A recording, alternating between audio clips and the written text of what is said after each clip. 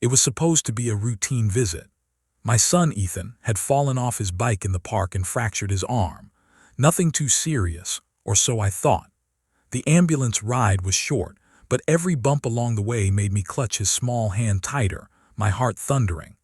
The hospital was unusually quiet for a Friday afternoon, the sterile white walls and the faint antiseptic smell doing little to calm my nerves.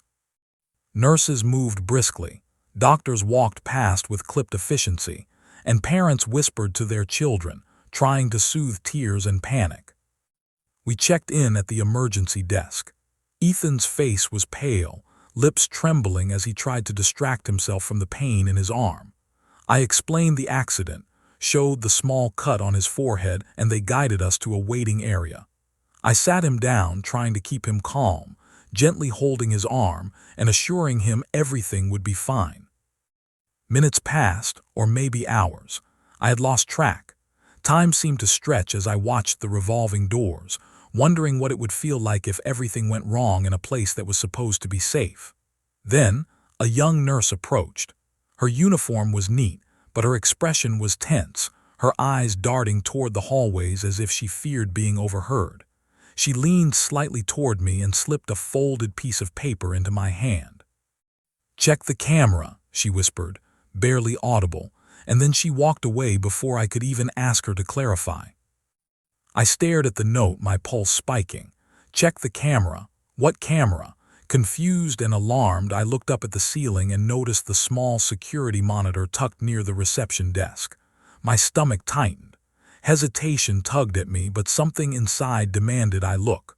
I approached the monitor slowly, feeling every step weigh like lead. The screen flickered to life, displaying live footage of the hospital corridors. At first, everything seemed ordinary. Patients shuffling, nurses wheeling carts, the usual low hum of hospital activity. Then my eyes caught movement near the pediatric ward. A man in a dark hoodie was moving deliberately, his steps careful, almost stalking. He glanced around frequently, checking every room, every door as though searching for something or someone. My heart stopped. That's when I realized he was heading toward Ethan's area. My hands shook as I tried to call the nurse's station, but my voice barely formed words. There's a man," the nurse on the other end, only caught fragments, and I ran. Adrenaline surged as I sprinted down the corridor, my shoes squeaking against the polished floor. The man saw me and froze, eyes locking onto mine with a sudden intensity that made my blood run cold. Then he bolted toward the stairwell. "Stop him!" I shouted, and alarms began to ring as staff noticed the chaos. Hospital security moved swiftly, cornering him on the second floor. They wrestled the man to the ground, uncovering a knife and a bag filled with tools that made my stomach turn.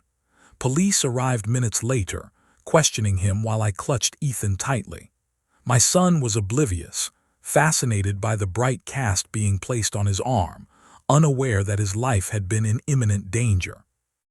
The nurse who had handed me the note never explained herself fully, but later I discovered she had been monitoring suspicious activity for weeks. She had recognized this man from previous incidents, knowing he had targeted children. Her quick thinking and bravery had prevented a tragedy that could have changed our lives forever.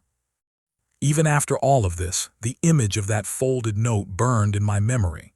3 simple words, "Check the camera," had been a lifeline.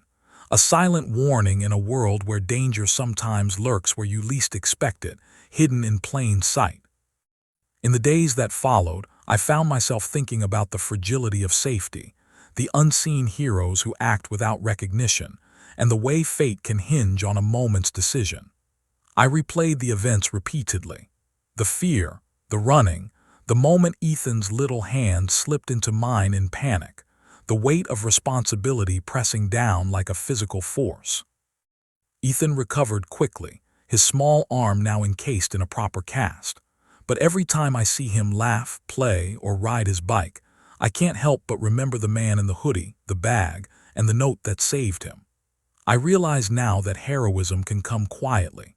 It can arrive in the form of a stranger who notices something amiss, in the silent warnings we choose to heed, and in the instinctive courage that surges when it is most needed. That day I learned how thin the line is between ordinary life and disaster, and how, sometimes, it is the smallest gestures, a folded piece of paper, a brief warning that can alter everything. The hospital was just a building, its walls ordinary, but inside I had witnessed the extraordinary, a life saved by vigilance, intuition, and the courage to act. Even now, I cannot forget the nurse's eyes, wide and wary, the flick of her hand passing me that note, or the words that echoed through my mind with every heartbeat afterward. Check the camera. Now. It was a reminder that danger does not announce itself, and that heroes are not always clad in capes. They walk among us, silent and watchful, waiting for the moment they can make the difference between life and death. Ethan's arm healed, but my gratitude for that day, for that note, and for the courage it inspired will never fade. From that moment forward, every time I walk into a hospital or any crowded place, I am acutely aware of the unseen, the hidden, and the quiet bravery that surrounds us. I know now that life can pivot on the smallest detail, a flicker on a camera screen, the hand of a stranger, the courage to act when no one is watching. And as I tuck Ethan into bed each night, I whisper a silent thank you to the nurse I never saw again, to the world of quiet heroes, and to the universe for that split second of clarity that saved my son. Because sometimes, the difference between tragedy and relief is just 3 words. Check the camera.